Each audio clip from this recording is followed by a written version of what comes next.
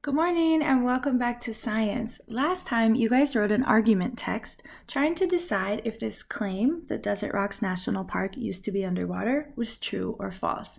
That was actually true.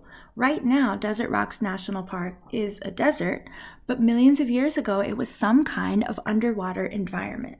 Today, as scientists, we're going to investigate these sedimentary rock layers by observing clues like the sediment and the rock layers, and we're going to use those clues and observations to make inferences about what type of environment a place used to be.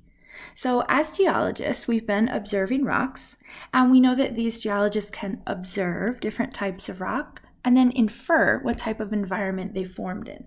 We can't see what Earth was like when our rock samples formed, but we can use models or our simulation to observe rocks forming. So we're going to come to our simulation. We're going to load mode 2. Without changing the sea level, we're going to move time forward at least 3 times.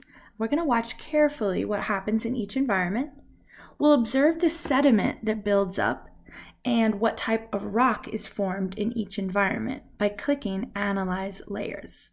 Okay, then we're going to fill in this chart for beach, deep ocean, and shallow ocean. All right, so we're going to come over here, mode 2, yes. Okay, we have a beach, shallow ocean, and deep ocean. Let's move time forward. I'm seeing that sediment is flowing into all of these environments. And I'm seeing that over time, the sediment compacts and cements, and we're forming rock layers. Okay, very cool. And over time, that rock layer gets thicker and thicker. Let's click Analyze Layers and see what we can learn. In the beach environment, the sediment is sand, and when that turns into rock, we call it sandstone. In the shallow ocean, the sediment is calcium carbonate, and the rock layer we call limestone. In a deep ocean, the sediment is clay, and the rock layer is called mudstone. Okay, let's go ahead and fill in our chart. Scroll down. Okay, so in the beach, the sediment was sand, and the rock was sandstone. In the deep ocean, the sediment was clay, the rock was mudstone.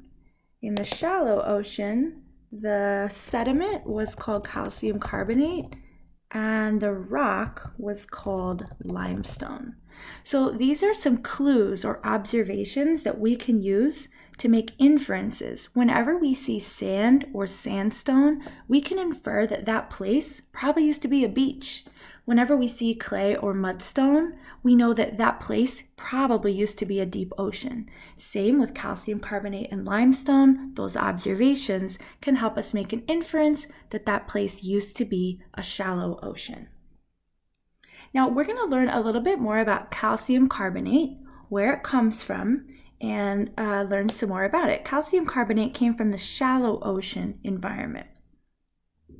So this is called Fossiliferous Limestone, and I took a page from our Fossil Hunter's Handbook, and we're going to read that page.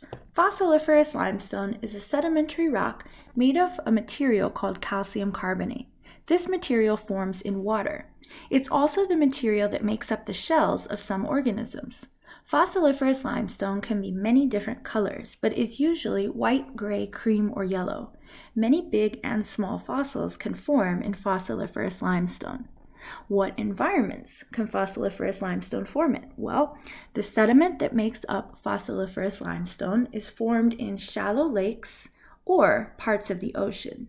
This sediment is called calcium carbonate. Over time, calcium carbonate turns into fossiliferous limestone in these environments. Okay, so we learned a little more. Now, whenever we see this limestone, we can infer that it was either a shallow lake or part of the ocean. Okay.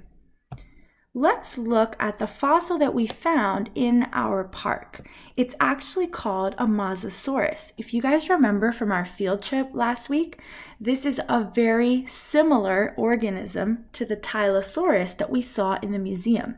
The Tylosaurus was the one that had eaten the plesiosaur, who had then eaten another dinosaur, and they could see all of those bones in this guy's stomach. So the Mosasaurus is very similar to that Tylosaurus. Now, we're going to read about the Mosasaurus from our Fossil Hunter's Handbook, and we're going to look for clues that will help us determine what type of environment the Mosasaurus lived in. Okay, it was a type of reptile. It went extinct about 65 million years ago. What have scientists figured out for Mosasaurus fossils? One of the largest Mosasaurus fossils was 18 meters or 59 feet long. That's the length of 10 adults. It had short limbs with paddle-shaped bones at the end. It had a huge, strong tail. The tail and paddles would have been good for swimming.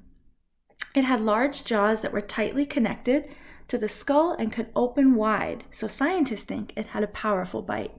It had 2 sets of huge cone-shaped teeth. The second set of teeth may have helped the animal gulp its food whole. Based on what scientists have found in the stomachs of similar animals, Mosasaurus probably ate turtles and other animals with shells. Okay, based on the size alone, I don't think the Mosasaurus lived in the beach. My inference, based on this information, is that it either lived in a shallow ocean or a deep ocean. But my best guess, again, based on its size alone, would be a deep ocean.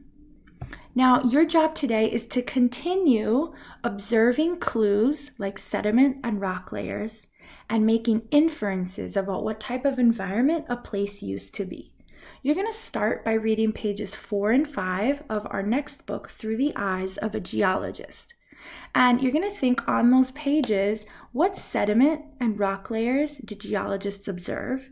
And then you're going to think, what environment can we infer that this place called Devil's Postpile used to be?